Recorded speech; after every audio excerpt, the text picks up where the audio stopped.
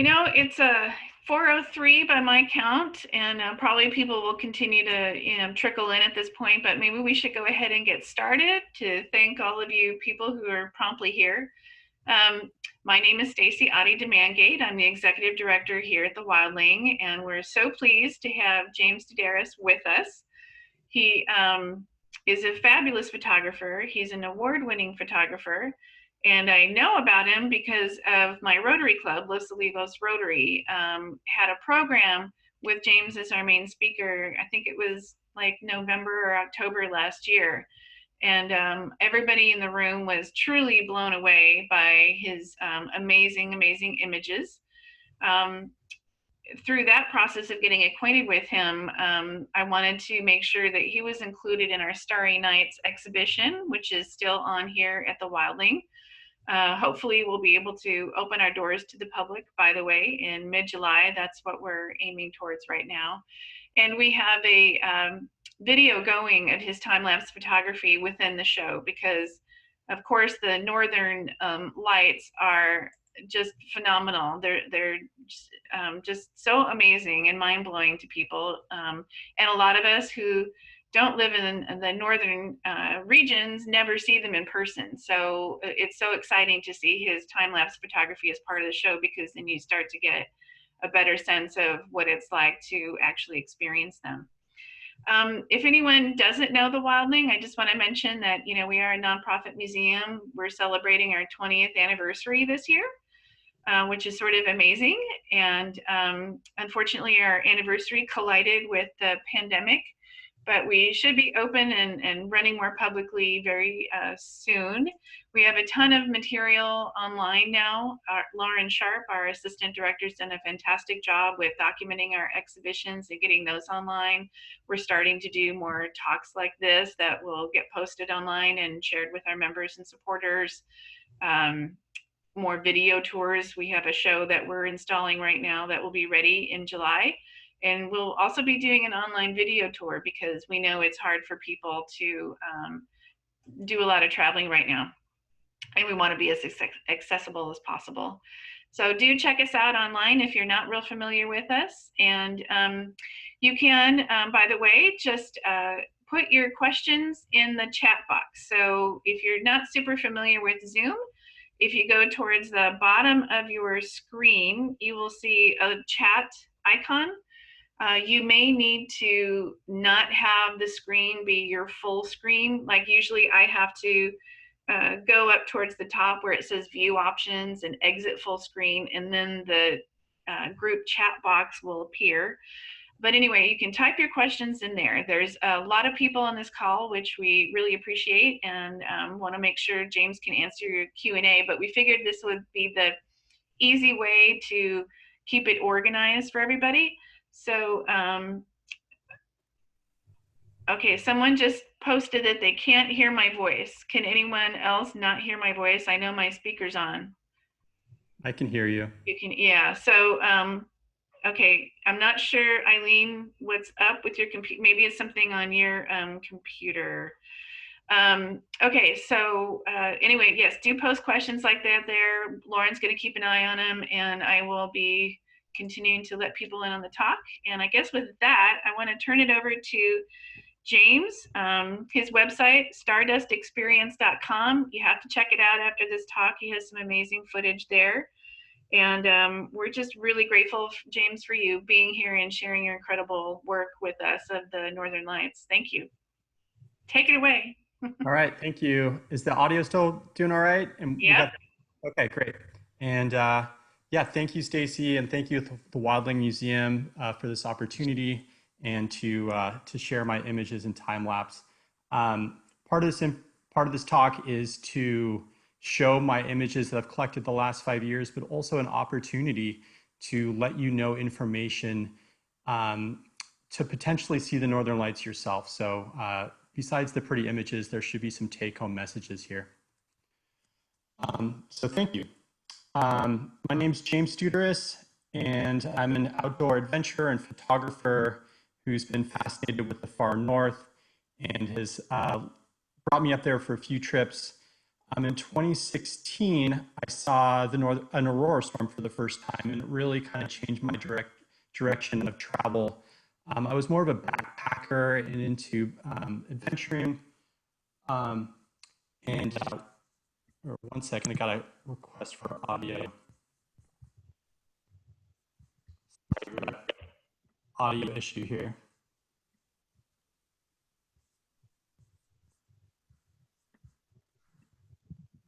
Hmm.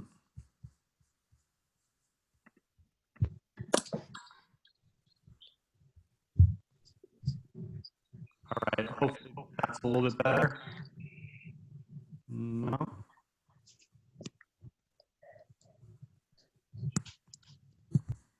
All right, better? Okay. Um, anyway, I started a little Instagram account. My last name autocorrects to Stardust. And, um, and yeah, like I said, I was introduced to the Northern Lights in 2016, and it really changed my direction of travels.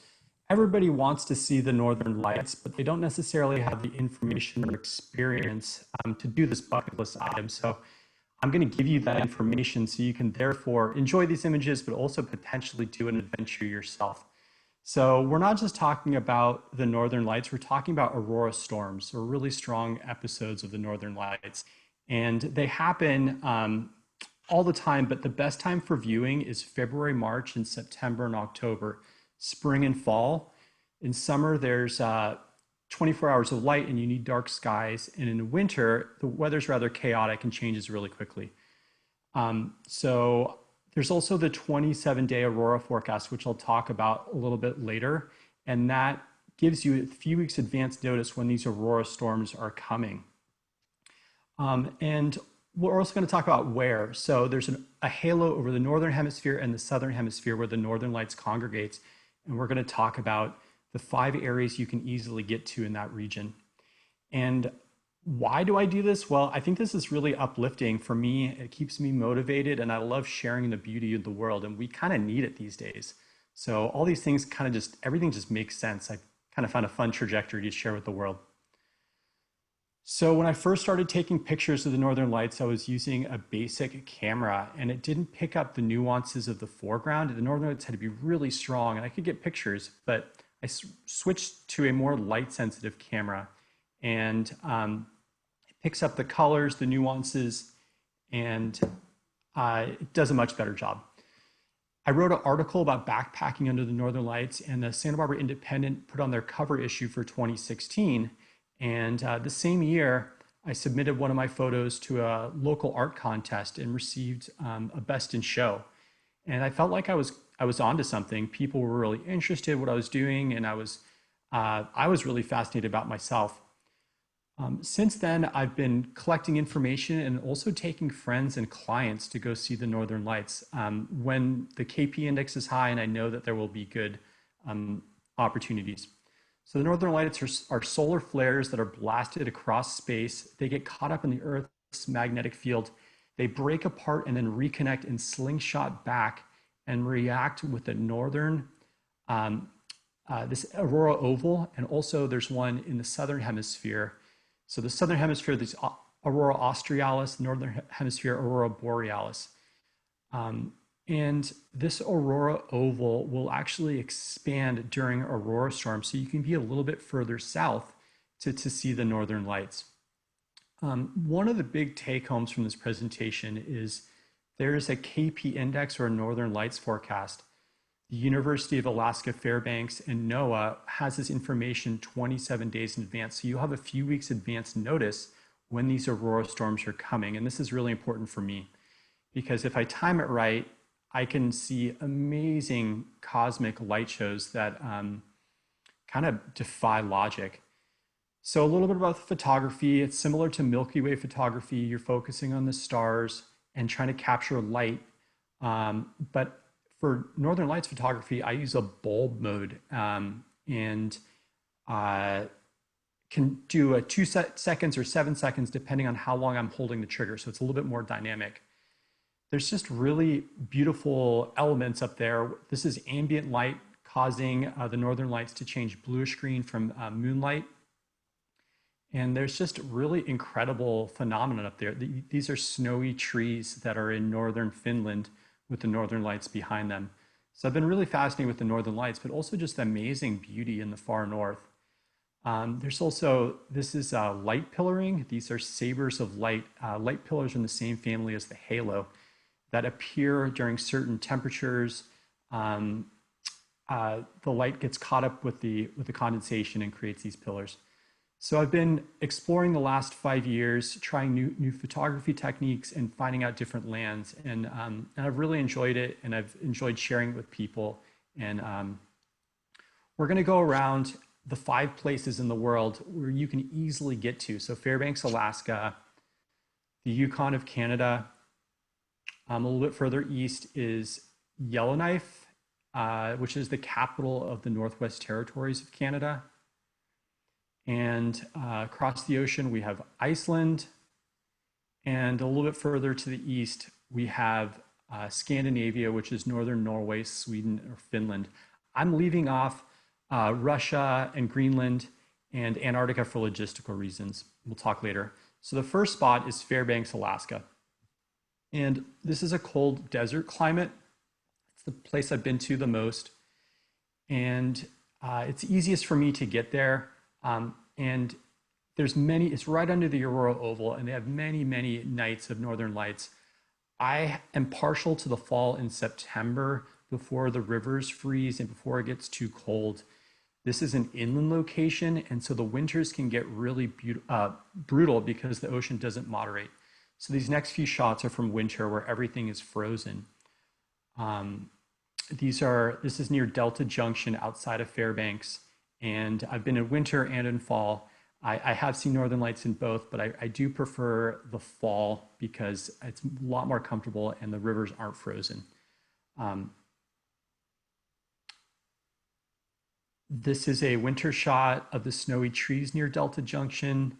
And there's rivers and lakes and trees. Again, this is reflective shots before the river freezes near Delta Junction, which is very close to Fairbanks. So this area is a cold desert climate and many nights of clear skies right under the Aurora Oval. So I check the KP index, and if there's good activity certain months, I know that it's a good time to go. If it's September, October, those are my ideal times to go explore. And yeah, if you're in Fairbanks and you know that there's northern lights, often I'll just take a drive outside of Fairbanks, and there'll be a good chance I will see activity.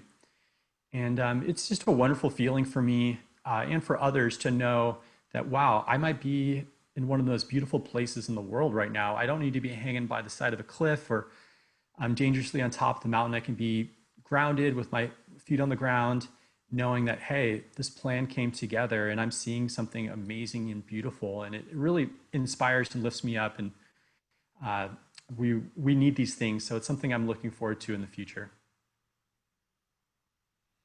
So we've talked about Fairbanks, Alaska, and we're gonna move a little bit further to the east to the Yukon in Canada. And again, this is a similar climate. I like the fall, September, where the lakes and rivers aren't frozen. This is Dawson City. You can fly into Dawson City or Yukon, or excuse me, Whitehorse in the Yukon. Dawson's a fun gold mining town. And this is, again, the fall with an aurora storm developing over Dawson City from a lookout point. And Dawson's really fun. It's also the stepping stone to the Ogilvie Mountains and Tombstone Territorial Park. And this is a place that I hike in frequently in the fall.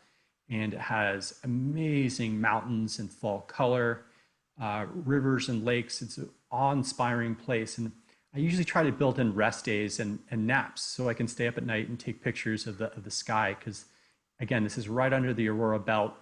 And I've seen amazing aurora storms that make these mighty mountains look insignificant. And it's really awe-inspiring to me to see these giant mountains dwarfed. So again, Tombstone Territorial Park near Dawson City, the fall before things are frozen, really beautiful time. Again, this is ambient light from a sunset with the northern lights coming in and the clouds retreating, turning the aurora bluish green. And there's other areas in the Yukon. This is Kluane National Park, which is a beautiful spot. So now we've gone from Alaska, we've gone now to the Yukon, and we're going to take a step a little bit further to the east to Yellowknife in the Northwest Territories. And Yellowknife is, again, an inland location. It can get brutally cold there in winter. Again, I like the fall, September, early October, before items freeze, lakes and rivers. And this is from Hay River in the Northwest Territories, looking towards Yellowknife, watching a northern lights storm develop right in front of me. This was this past September. I did a giant road trip when I knew the KP was going to be high. And quite awe-inspiring to be standing by yourself, watching the sky fill with energy. It's incredible. So again, I like the fall. It's more of a Finger Lake flat area. This is an interesting shot. It's actually facing south. Magnetic north tilts towards Yellowknife, so you can be at 62 latitude, a little bit further south than other regions, but still being under the aurora oval. When you see that purple, pink, magenta edge to the northern lights, that's when you know it's really strong. There's an aurora storm happening. So this is from Hay River, a panoramic with the bay. Again, when you see that purple edge, that's when you know the northern lights are really strong. There'll be green tracers and yellow, some oranges. But when you see that purple shimmer, that's when you know there's a lot going on and you're watching an aurora storm. So we've now gone from essentially North America. This is one of the stills from Hay River. Again, that purple edge from a really beautiful night. So we're going to travel across the ocean to Iceland.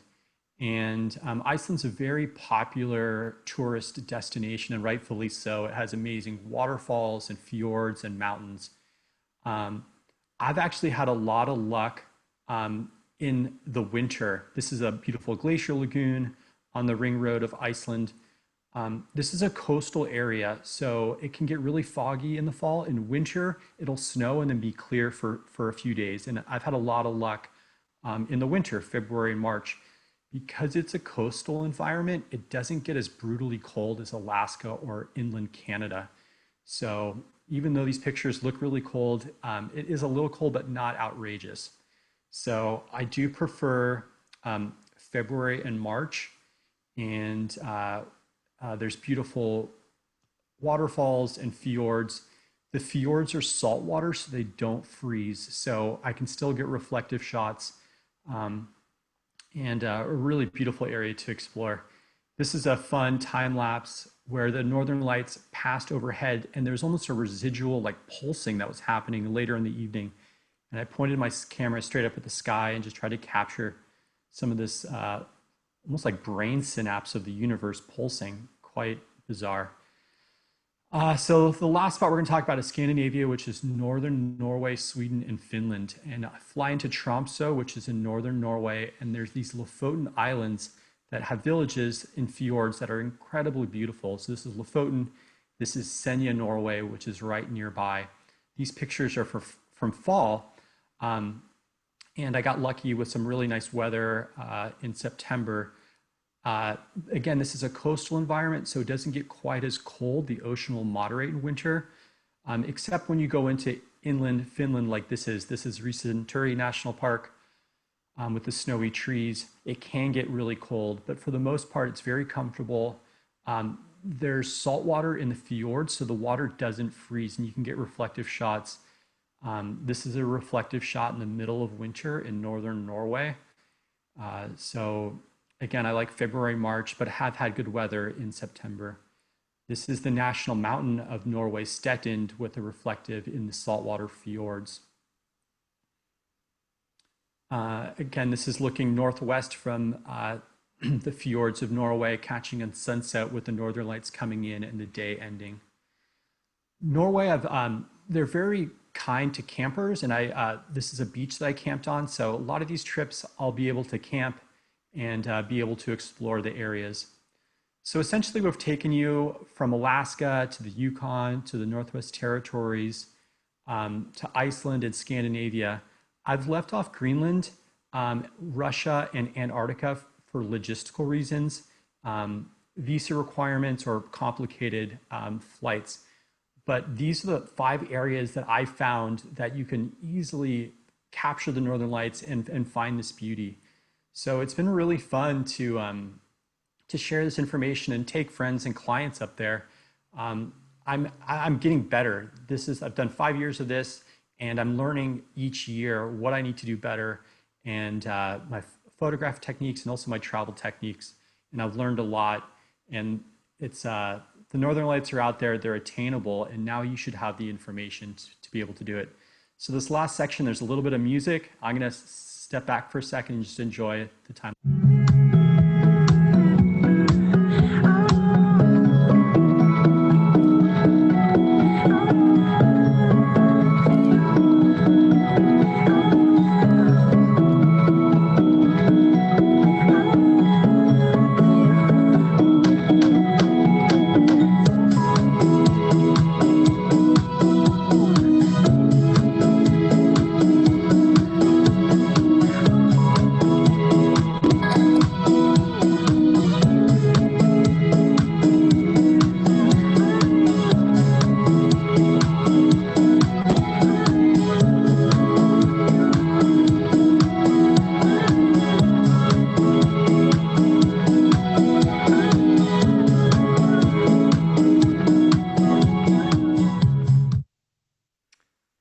So thank you very much. That was my presentation about the Aurora.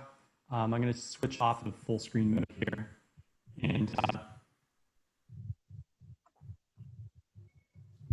thank you so. Oh, thank you so much, James. We were going to do a little Q&A portion. We had a lot of great questions for you, and those are some amazing photos. So I wanted to start off. One of our questions was, how accurate are the Aurora forecasts that you follow? That's a really good question. So there's a 27-day forecast, which is fairly accurate. And then actually nowadays, there's a 3-day forecast that gets even closer. So the 27-day forecast, I think is about 80% accurate, that they're 80, 85%. But then when it gets even closer, I'll check the 3-day forecast. And to let you guys know, I've done 17 trips to see the Northern Lights, and I've seen the Northern Lights all 17 trips. So I'm batting 100% right now. So that's what I have to offer. Wow. And someone asked, what camera, brand, setting, editing, and printing process do you use? That's a multi-part question. Yes. I use a Sony A7 III camera and a 14 millimeter Rokinon lens. And if someone has detailed questions about the camera, I use a bulb setting so I can easily switch to f2.8, ISO 6400, between 2 and 7 seconds manual focus. That's essentially what I use. If someone has detailed questions, they can reach out stardustexperience.com, and I can go further in detail. Okay. And I have a couple of recent questions coming in saying, have you compared your first photo of the Northern Lights with your most recent? Yeah. My first photos of the Northern Lights, the camera wouldn't pick up the foreground so much. The Northern Lights had to be really, really strong.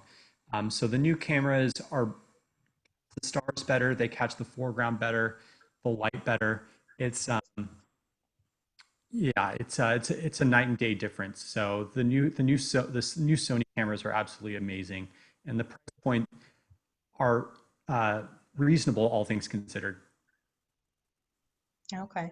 And I guess kind of sounds like you do need that proper equipment to pick up on the nuances. We did have someone ask if an iPhone is capable of getting those shots, or probably not. You could catch some color with an iPhone, but you kind of need you really need a tripod to stabilize and keep the camera in one position. So and I yeah, I would use a tripod and try to use a camera. I wouldn't use an iPhone, but the tripod is really important. Yeah. And I think if you're going to make that big trip of a lifetime, you want to have the proper camera to get those shots. Yeah, and you can actually rent cameras, so Okay, that's an opportunity. good. And we have a couple of questions here, wondering if you could explain a little more about the difference between the northern lights and an aurora storm. So the northern lights are just kind of a generic name for solar flares being visible in our atmosphere. When the northern lights starts picking up, there's these solar storms, or they're called G-level storms, that are happening, and scientists need to be concerned about radio communication and also satellites being blown out of orbit. So they'll start like letting people know, who are operating satellites, that there's a solar storm coming. You need to protect these $1 million investments. And me, on the other hand, is like, great, there's going to be a phenomenal light show. So I have a whole different regard. I don't care about your satellites. I just want to take pictures of really incredible stuff and essentially just kind of get blown away. Like, I want to see crazy stuff in the atmosphere. And so that's what it is. The northern lights are beautiful light colors. Aurora storms were the videos that you saw of it moving side to side, dancing. It can actually make people dizzy. I've had friends who have felt motion sickness by looking at the sky and Wow. watching it swirl around. Like, literally, people had to go to bed because they're starting to get motion sickness. So on the other hand, I just get enlivened, and I'm like, okay, great. We're just going to stay up and watch this aurora storm for the next 7 hours. That's great. Another good question here. To see the lights, is it necessary to camp or go out to remote areas, or is there a nicer, maybe glamping version of the northern lights that's also possible?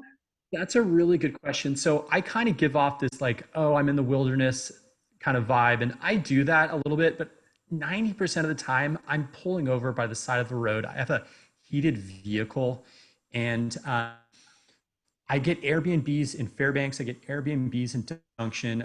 There's spots in Delta Junction where you can watch the northern lights from the balcony. Um, and when I go to Norway or Iceland, sometimes I'll be in a van and I'll sleep in a van. But with Airbnb, you can be very close to the action. 90% of the time, I have a location where I sleep a bed that night. In early September, I can get dark skies in backpack. That's my favorite, but it's only a small period of time. The rest of the time, I've camping in Alaska in winter is, you can do it. It's not comfortable. I'd rather have a car and, like, at the end of the night, go home, sleep, take a nap. So Airbnb in Fairbanks, Airbnb in Delta Junction. There's also a yurt on a dog farm I've stayed on in Fairbanks, Alaska, and you can hang out with the huskies during the day and dog sled, and then you got a warm yurt, and you just step Wow. outside and you're looking at the northern lights. So it's totally doable, and I would recommend not camping. If you're like super gung ho, go in early September, camp, but otherwise get an Airbnb. Well, that's good news for me. I'm sure other people would agree. Another question here. I understand that photos are often better than the real thing, so people can get disappointed by watching the lights. Do you find this true? It's a really good question. Okay, so if you're looking at the northern lights, like 90% of the people, you're going to want a longer exposure shot to accentuate the lights. So you're going to take a 15-second exposure. If you're seeing an aurora storm, there might be too much light for the camera. So um, I think it goes both ways. Most of the time, yes, the photo does embellish it.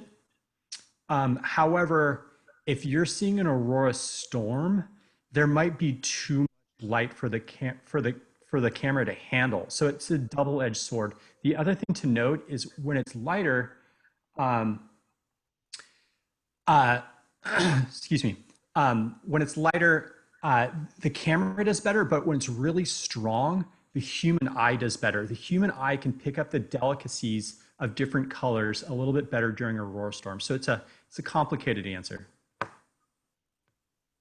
And another question here that just came in, is it necessary to stay up all night, or are the days short enough to view auroras at any time in the fall or winter? So usually around 10 o'clock at night, you should know if something's happening. So between 10 o'clock and midnight is a good window. Um, if you're traveling all the way up there, take a nap and be ready. Maybe have someone with you. It's the picture behind me. Um, I was the only one awake to see. Wow. I had to wake up in the morning and show everybody my camera because everybody was asleep. So Wow. it was a little disheartening to be like, anybody else see that? And they'll be like, no, I was asleep. So most of the time you'll know at 10 o'clock, between 10 and midnight, that there will be activity. But some of my best photos have been 4 in the morning. So I build in rest days and take naps. I'm much better out in the wilderness because they don't have a phone or a computer to distract me, but I'll breakfast nap, lunch nap, hike, dinner nap, and then I'm ready to go for the night. Good tip. So another good question, if you're planning your first visit, do you think it's good to just watch and take it all in, or focus on the photos? It's a good question. There is something to be said about watching and taking it all in, depending on, I mean, on the level. It's tricky to do night sky photography. If you're familiar with night sky photography, I'd say go for it. But I think just going and enjoying yourself, there's something to be said about that. I've done multiple trips with friends. I did the pictures and they did the hanging out, and they loved it. I had all the great pictures, and they could just enjoy themselves. So it is tricky. It's dark. You're operating a camera or multiple cameras in the cold, so it can be really, really difficult. So it really depends on the level of a photographer you are. Bringing a tripod and a camera and setting it up, snapping a few shots could be great. So it really depends on the person. And I imagine, do you ever run into camera trouble with the temperatures being so cold? Do you have to do any kind of troubleshooting for that? Yeah. So a couple times, wires on my trigger will actually get frozen so cold that they could potentially snap or break. So I need to be really careful with some of my wires. There also will be frost on the camera lens that can develop. So I got to just be on it. Actually, in 2020, I did a trip to Yellowknife in the Northwest Territories in winter, and it was, I think, negative 27 one night, and my camera started acting really funny. I would just have to and just turn it back on, turn it off, turn it back on. And there is a warm hut I could go into, but if I brought my camera in there, it would immediately have condensation on it. So I had to keep the camera in the cold and just deal with it. So for the most part, the cameras seem to be okay, but in winter, it can get a little tricky. And do the batteries die quicker or about Yeah, the same?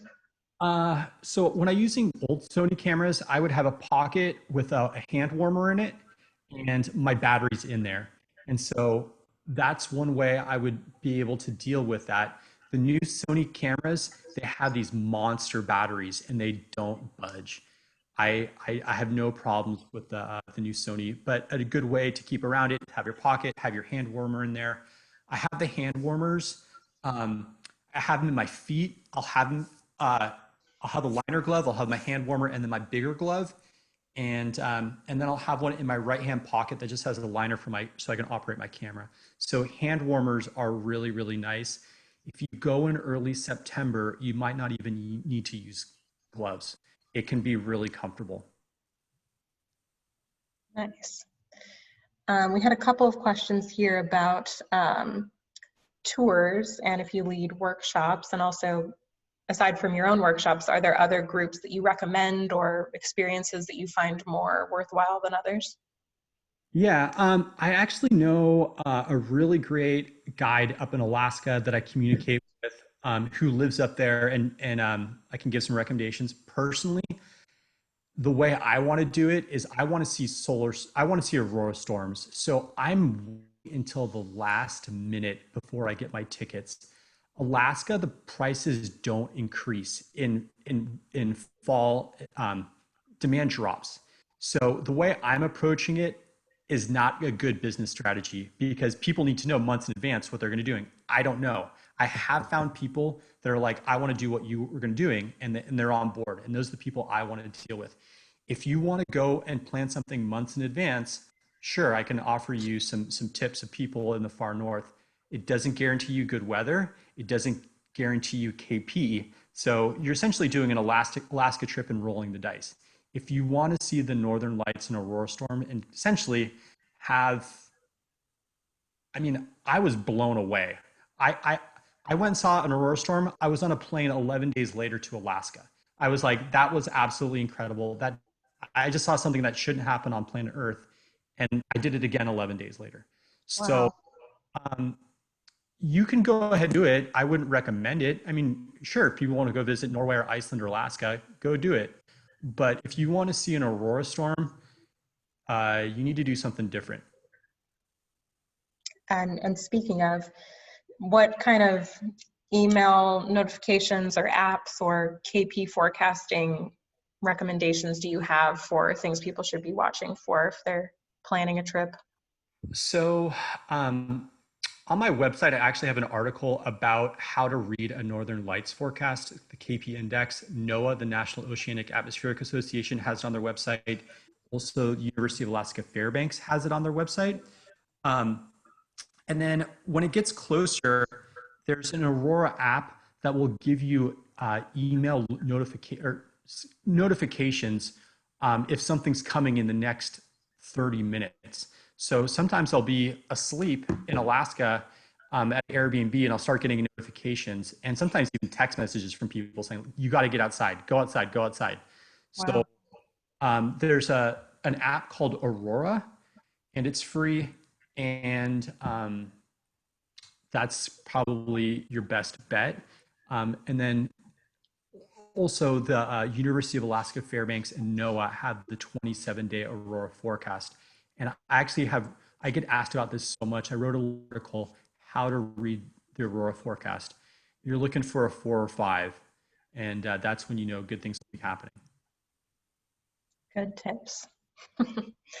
um, Someone also asked, what inspired your first trip to see the Northern Lights? What set it off? So I I'm just really into nature. I've been backpacking all over Asia and South America, and I had never been to Iceland, and so I just decided, hey, let's go do a van trip. Let's go. We'll go to Iceland. We're going to go in February, March. There was a discount airline called Wow Air. They're no longer in business, and we got really cheap tickets. We're like, let's just rent a van, and we just kind of we just went for it. And one of the first days, we ran into some photographers who told us about the KP index, and they were just like, March 5th, be somewhere really beautiful. And uh, we ended up in the West Fjords. It's a long story. We had some good karma. We saved some stranded travelers, and March 5th, we were at this beautiful location with clear skies, and sure enough, we just got our socks knocked off, and I was like totally blown away. I'm like, these guys were right. The KP index, they knew like 10 days before. I thought maybe Wow. the Northern Lights once in your life, and I was like, wow. they knew 2 weeks in advance at the beginning of our trip that this was going to be the night. And sure enough, I've just taken that information and kind of refined it.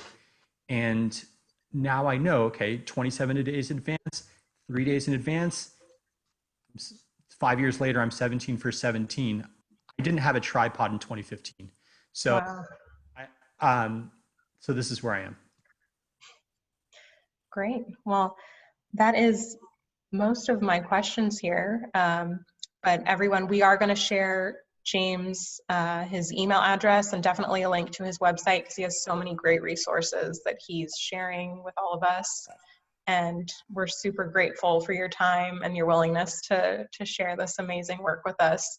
When we do reopen, our exhibition, Starry Nights, Visions of the Night Sky, includes clips of James' work, and that's on our video in the downstairs gallery.